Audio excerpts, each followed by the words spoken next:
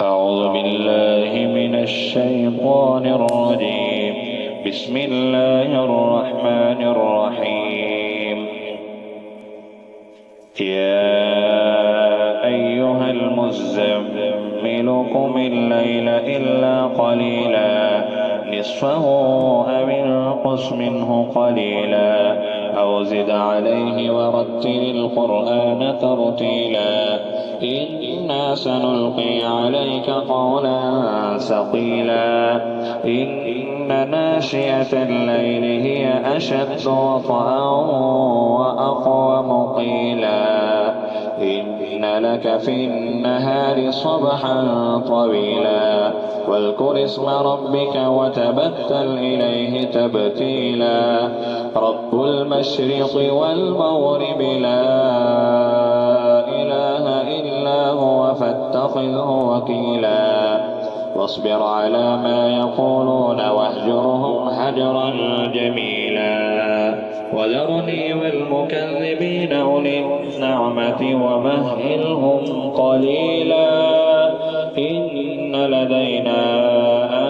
آكالا وجحيما وطعما ذا غصة وعذابا أليما يوم ترجف الأرض والجبال وكانت الجبال كثيبا مهيلا إنا أرسلنا إليكم رسولا شاهدا عليكم كما أرسلنا إلى فرعون رسولا فعصى فرعون الرسول فأخذناه أخذا وبيلا فكيف تتقون إن كفرتم يوما يجعل الولدان شيبا السماء منفطر به كان وعده مفعولا إن هذه تذكرة فمن شاء اتخذ إلى ربه سبيلا إن ربك يعلم أنك تقوم أدنى من ثلثي الليل ونصفه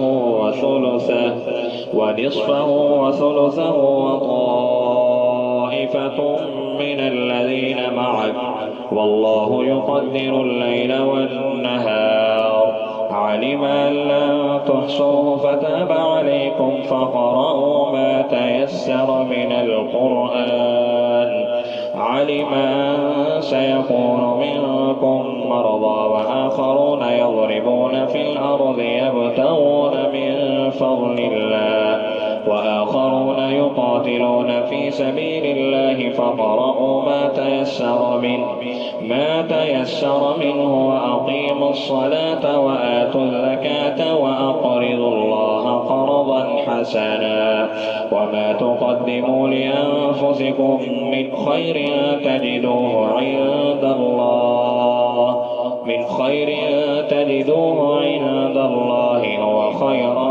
وأعظم أجرا واستغفروا الله إن الله غفور